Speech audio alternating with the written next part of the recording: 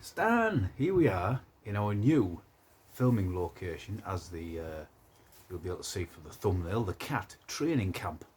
Yeah. Anyway, I just thought I'd do it a bit different. New Bundeswehr jacket. On my little books it says that's Graffiter, Unteroffizier Anwalt, Graffiter, the corporal in the Luftwaffe. I think, don't know, it might have just been added on. 1983 shirt. Could be doing it with it being a size up. So, today's fun frivolity is just... So, a little bit of notage, as always.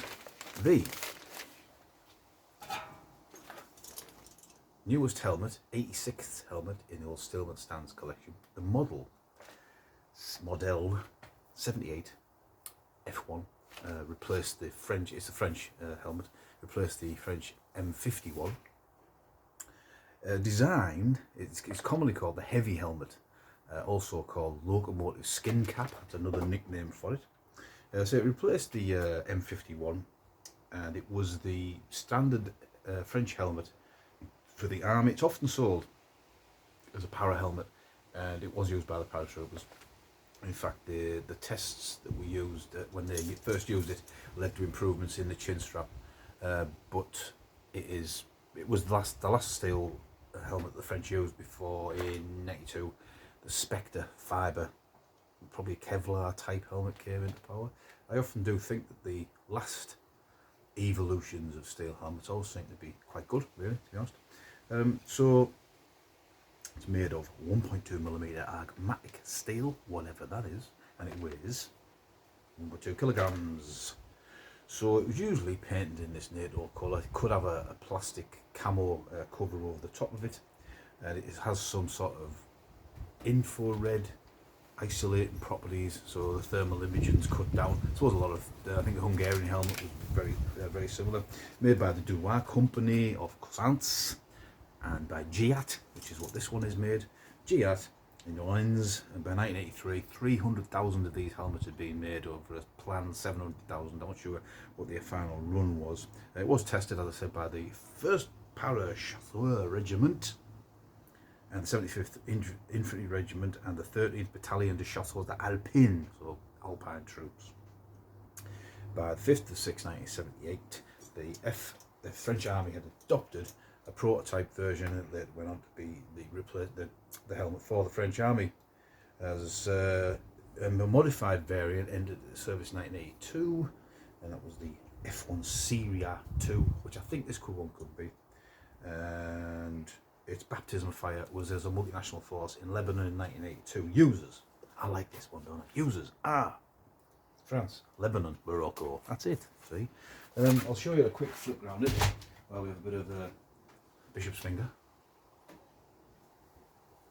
Stan, you're doing a French helmet video. I know. Why are you dressed in a Bundeswehr uniform? I don't know, really.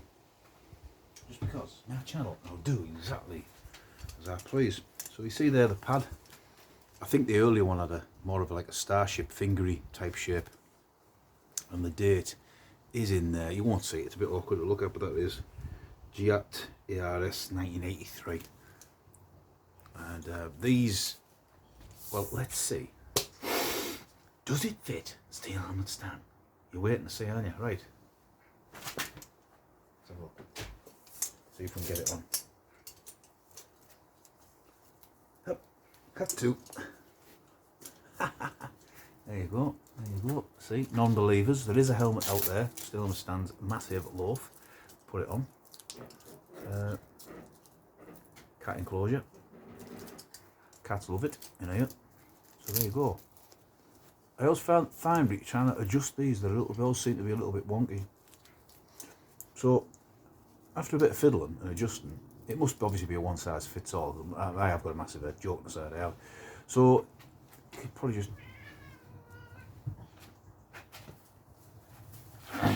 I'm the centre of attention, please. I'm trying to steal the show. So it does fit rather like a Mark 6, a British ballistic nylon helmet. So I'll just sort of turn. You can have a look. You can have a look. Have a look.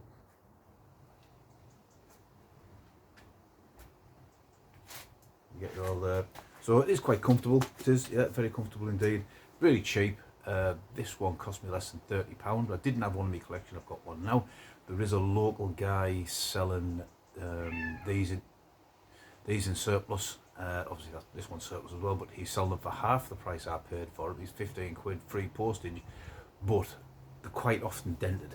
Call it a heavy helmet.